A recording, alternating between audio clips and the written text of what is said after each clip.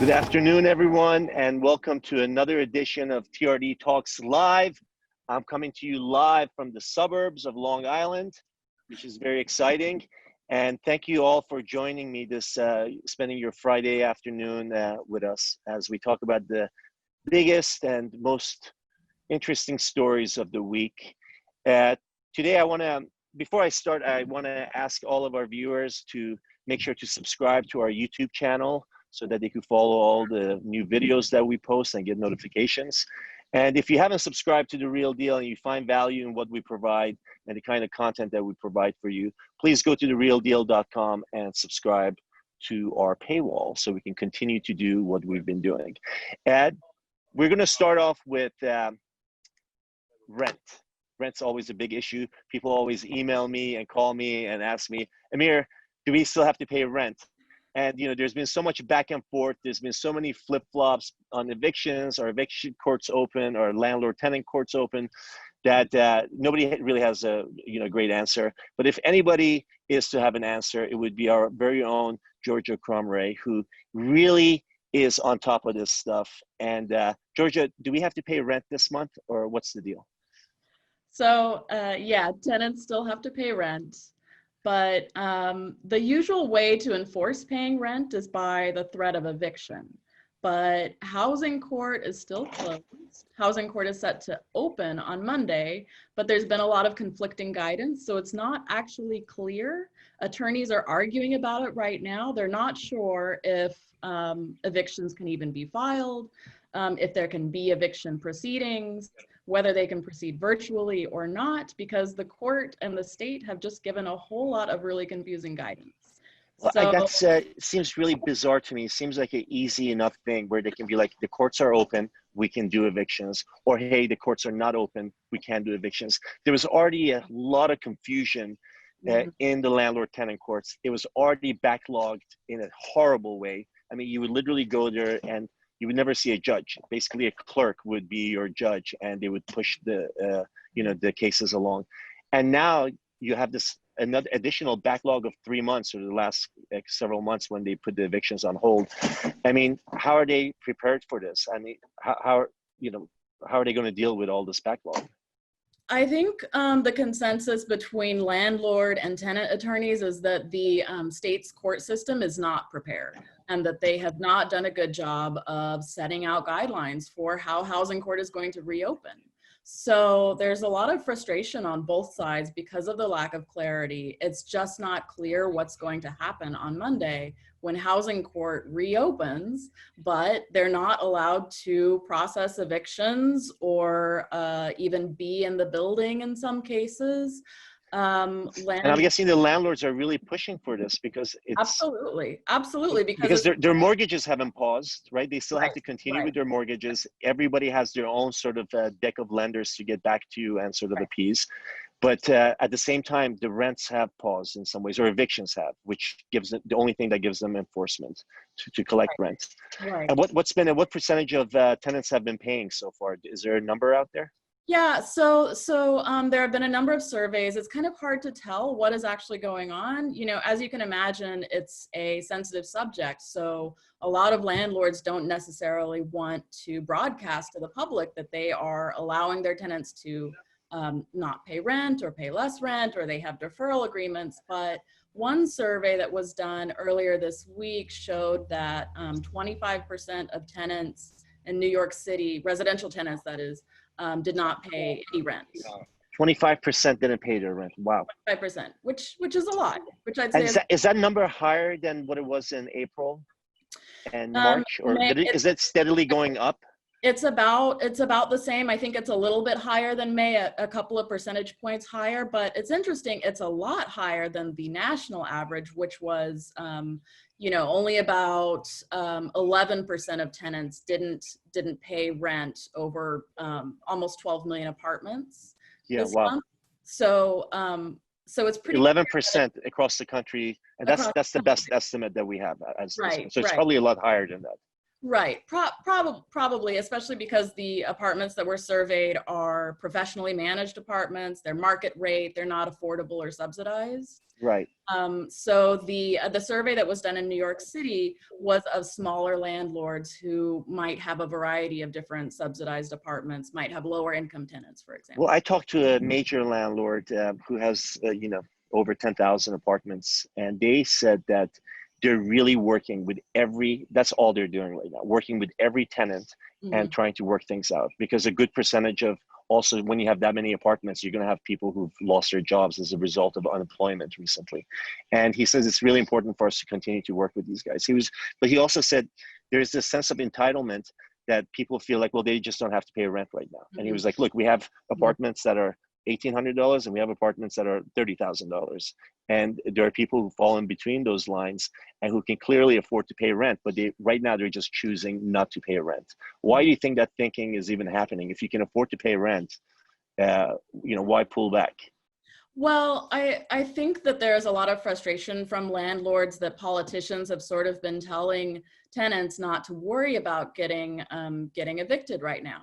Now that is really set to kind of come to an end on Monday, because the eviction moratorium changes, and now the onus is on the tenants to prove that they have had some sort of coronavirus related financial distress. So you can't just say, I don't feel like paying rent and I'm not going to pay it. How do you prove that? I mean, there's so many ways to say Great that. Question. Like there's so much distress because I feel like everybody's been affected by COVID. So I feel like everything could fall under that category. One attorney said this afternoon, is what if someone's mom dies and they have to care for her, and so they're not working during that time? Is that coronavirus related financial distress? Yeah. Who knows? There are a lot of unanswered questions. I think that would fall under that. Well, who knows? I think the courts are going to have to sort it out, but that's not happening so far because everything. Are you going to go to the courts on Monday to see what the chaos looks like? I will absolutely not be going to housing court on Monday. You don't want to talk to people on the front lines and see all the disarray? I'll see what the lawyers who go say. Well, super. Well, thank you so much. Great job on all the stuff. On covering this. I mean, like I'm literally everything you write, I'm reading because it's just amazing to see all the changes that's happening. And to be honest, even after reading all your articles, I still don't know what's going on. Because you literally write articles that say, "Oh, actually, the judge just changed their mind, or the governor just changed his mind about this," and they're going back and forth, and De Blasio and Cuomo aren't on the same page. So there's a lot of confusion. I am guessing that Monday is going to be hell in that housing court. Yeah, I think it's going to be chaos. Yeah. Well, thank you so much, Georgia. Have a great rest of the weekend. Thank you. Next, we're going to go to Catherine Kalargis, our lady on the ground in Miami, who did a really interesting piece on a residential real estate agent who is committing major fraud by using celebrity names and forging people's contracts and all sorts of stuff. Catherine, fill us in on that story. That was a really interesting story. Sure. So alleged fraud. Alleged fraud. Yes. Sorry. Shoot. But basically, we got a tip about this this lawsuit that was filed by a residential advance company. So these companies that provided, they're basically like payday loans. So basically, if I'm a real estate broker, I go to one of these companies and say, "Hey, I have these commissions that are going to close, but it's not going to happen for 6 months. Give me a loan and take an interest." Right. So they take a cut once the money comes in. But basically, this advance company is suing this Douglas Elliman agent, Dedrick Copeland, for allegedly creating this scheme to pocket advances totaling more than $420,000 over the course of 2 years. And the allegation. How did he do that? So it was pretty crazy. I mean, the allegations that the lawsuit outlines states that he basically had like these. He had a fake buyer who he had multiple fake buyers who would sign these contracts. Fake as in they didn't exist. Well, in one case, he allegedly forged Shaggy's signature. Shaggy? Yeah. Oh, great. I was a fan. And then in another case, he had somebody who was pretending to be a buyer. And the way he kind of pulled it off is he used the title agent to confirm to the residential advance company, like, yes, these closings are happening. They're just delayed. Was the title agent in on it? That's what that lawsuit alleges. Yeah. So. Oh. Yeah. And who was the title company? It was the same title company? Yeah, it was the same title company, same title agent, same law firm that actually no longer exists, which works out. Yeah, no, it was pretty crazy. I mean, and then at some point they brought in, so this agent brings in the residential advance company person who's been dealing with and says, like, look, we want to start a fund with this buyer to invest in real estate in the US, and she has access to $100 million in cash and could be up to $2 billion in money from the Saudi royal family. There's no reason for them not to believe the guy. He's with a reputable agency, right? He's bringing the client. He's done other deals. So on the other side, they had no reason not to trust this guy. What was his name again, the agent? Dedrick Copeland. Dedrick Copeland, okay. The thing that's interesting too is that, like, he's been sued before, and he's had his license with Element for a while. And Element has actually been the target of, has also been named in another lawsuit with him. But they declined to comment. He's still. When did they get rid of him? I don't know. I mean, it's unusual. Usually, usually when we write about something like this, that's so big, an alleged fraud that's so big, the agent usually doesn't make it, with them. Were you able to talk to the agent? Did you reach out to him? Another thing that's weird is that he has, like, no social media presence. Unusual. Oh, wow. A real estate agent in Miami. That's suspicious immediately. Right. So, I mean, I called the last Douglas Elliman office that he was with, because that was the number that comes up online. And they, strangely couldn't find information for him and said that maybe he's no longer with the that office. But right. He still has his license with Elliman. And he was, part of it is that he was allegedly using another brokerage firm to, like, on all the forms that the advance company provided. So I think that was one way to kind of keep Element in the dark. So what was the name of that brokerage firm? Did it exist, or? It did exist in the past. It's tied to a family member, and he's also apparently, like, an associate broker, but it doesn't seem to. Oh, wow. Yeah. So it just makes it, I mean, that much money, and, with just forging a few signatures. I mean, Shaggy didn't physically show up, but there's so much trust. Right. That they just basically handed this guy over $400,000 that we know about. I'm sure, like, you don't come up with these schemes overnight. Like, I'm sure there's other stuff that's probably involved in this, allegedly. But so what's next? What's next for the story? Is there a court date? I think that would be, a hearing would be next. Nothing is from the last time I checked has been filed. But I mean, there's still, like, an open lawsuit from a couple of years ago that. And what was that lawsuit for?